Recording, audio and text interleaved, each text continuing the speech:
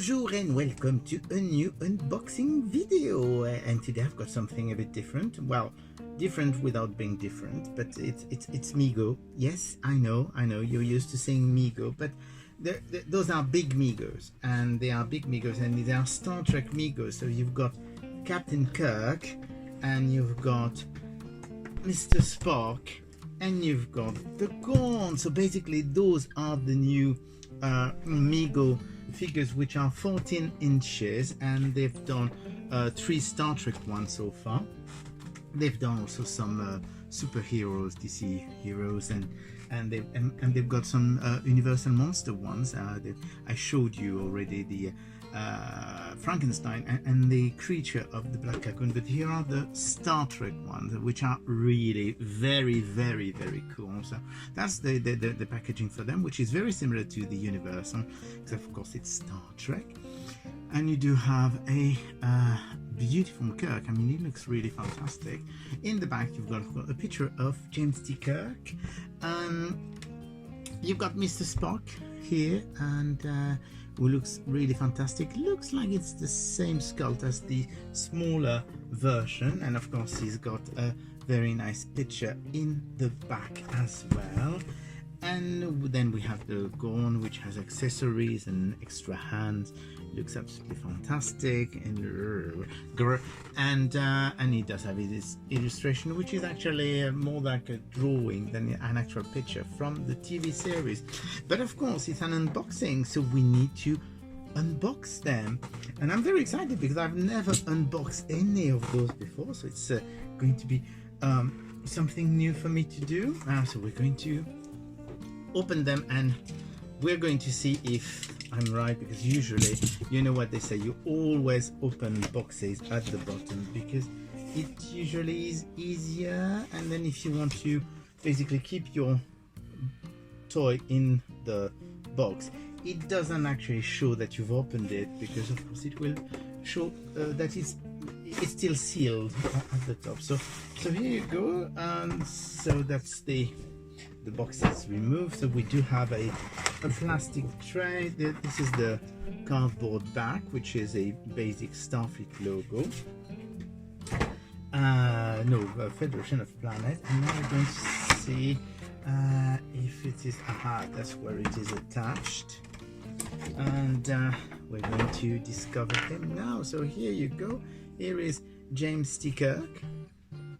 He really looks very cool. What we're going to do is, there's something that I always do with MEGO figures, and basically when they are put in the packaging, they always put the accessories, the belt with the communicator and the phaser, on top of the shirt, whereas I think it looks better underneath. It's very easy. The reason some people are wondering, well, why are they doing that and stuff? Well, it's fairly easy. First of all, in the factory it's actually faster to do it like that, and then in the box you can actually show what accessories are included with the figure, which makes a lot of sense. So the 14-inch figures have a different type of body than the 8 figures. I mean, they are actually a bandless body, so you don't have the elastic in there, and they also have 14 point of articulation. So you do have, of course, the arm, the elbow, the wrist. You do have the head. You do have the waist, and you do have the leg and the knee, and I suppose that the foot does that as well, but we're not going to remove his little booty. So there you go. I'm going to show you first the figure. So it's actually a very good likeness of William Shatner. I think it's really very cool, very nice. You will notice that the Starfleet logo is actually a plastic logo. It's not silk printed, which is a nice little touch. And he's got both. Oh, and you can actually so he's got the feet articulated as well, so we can put him back in his little booties. And what you can do, of course, is you can I'm going to be very careful doing those. No, I won't do it. Just always careful, because I mean, those wrists have a tendency, and I'm talking any type of action figure, when you can swap the wrist quite often, because they've been in a packaging, they're not very they're a bit stuck, so basically you want to warm them slightly if you want to remove, otherwise you may risk just breaking this little part. So so that's actually being careful. So here you go, you do have two hands which are the fisted hands, so that you will be able to have little fisticuffs with other characters, and you do have the phaser and the communicator. Oddly enough, the communicator here, which is it's attached inside, looks pretty much like the 8-inch version of the tricorder, which I think is quite funny. They probably reused the mold, which would make a sort of sense. So what we're going to do is, as I said, I like to do always that with the Star Trek figures, which is basically we are going to give him his belt, but we're going to put it under the tunic, so that it does look doesn't it look better like this than having the actual belt showing on top of the tunic? I think it really looks a lot better. So really very nice figure. I think that the material used for the shirt is a bit thin, but it's not that bad. The trousers are much more thicker, and so that's the first one of the 3. Then we're going to open, which one are we opening? We're going to open Mr. Spock, because everybody wants to know about Mr. Spock. One thing that's important to know about this Mr. Spock, as you can see, Mr. Spock doesn't have, it has the same accessories, but in fact there's been apparently an issue with the at the factory or something, and the first release is missing an accessory, but nicely enough MEGO sent the nice people at MEGO sent the missing accessory, which is the tricorder, but we're going to look at that in a minute. So here is Mr. Spock. We're going to do, well, you know the drill now. I'm going to do the same thing as I did with James T. Kirk, which is I'm going to move his belt. You've seen the belt, it's the same belt, same accessories with the phaser and the communicator, so we're not going to waste time doing this. Just you will find, if you will know, if you're a toy collector, we all have our quirks, and this, I have to say, for MEGO, this is one of my quirks, to make sure that all the shirts actually look okay. So here you go. Here is Mr. Spock. As you can see, it looks really like the 8-inch figure skull. They haven't changed it, whereas this is a completely new skull of Kirk, and actually there's going to be a new 8-inch Kirk as well. And the difference here with Mr. Spock is that he can actually do the live long and prosper, which is really nice. Only downside, and I absolutely adore that figure, but only downside is that the extra hands are the same as Kirk. So basically, if you want Mr. Spock to use his phaser, he will have to use it left-handed, which is a bit of a shame that you sacrifice actually the right hand to have the live long and prosper sign. It could have been resolved by having a regular grappling hand for the right hand instead of two fists. And as I was saying, it's missing one accessory, so now we're going to show you the actual accessory, which is the tricorder.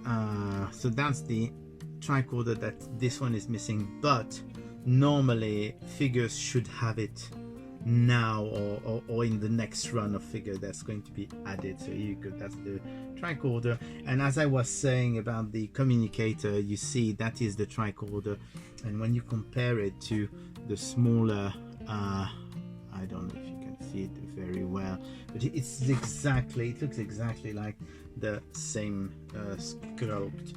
So we're going to give Mr. Spock his tricorder if we can, so that we have a very complete Mr. Spock.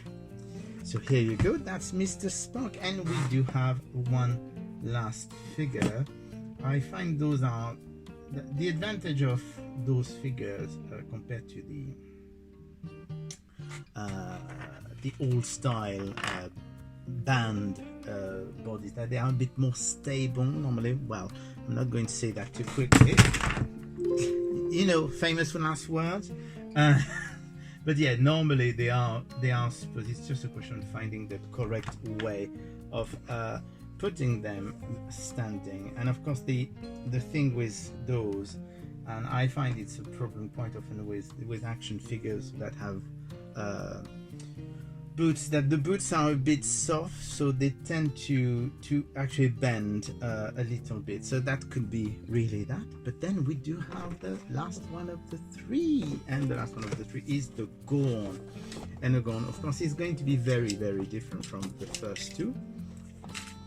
Because of course it doesn't have a Starfleet uniform, it doesn't have a belt, and it does have some slight differences, and it's absolutely gorgeous. It's a beautiful, beautiful figure. I mean, that sculpt is absolutely fantastic. That's a beautiful head sculpt, very nicely painted as well. So the top, of course, it's got his regular little golden costume and stuff, and the difference is that the lower legs are exclusive to that figure, because they are actually monster style. Oops, Spock went down again. We're going to get him back. Hello, Mr. Spock, come back. We're not finished with you yet. So, as I said, I mean, if I wanted to prove that they were more stable than regular figures, well, I failed miserably. So here you go. Here is the Gorn, and he does have, as I was saying, different feet, and there is no articulation at the bottom. That's the difference. It's got only 12 points instead of 14. I won't win today. They really are trying to prove me wrong. I should have never said that they were more stable. So basically the Gorn also has, that actually is interesting, because the Gorn doesn't have articulated feet, it's probably going to be a bit more difficult to stabilize him. Is going to fall. I'm sure it's going to fall. And so he does have also the same fist hands, and he does have a little accessory, which is of course the translator, which, and that's the nice little touch, you can actually clip to his belt like in the episode, if I can manage to do it, because it's a bit fiddly and I've got big pudgy fingers. So let's see if I can manage that. Yes, here you go. So you can actually attach the universal translator to his waist, and here you go. That's the first wave of Star Trek 14-inch figures by MEGO. So you do have the Gorn, you do have Mr. Spock, and Mr. Spock here, and Captain Kirk, and they've been trying to show that they won't want to stand for me anyway, but they are very, very cool, and I hope you've enjoyed this video. Bye.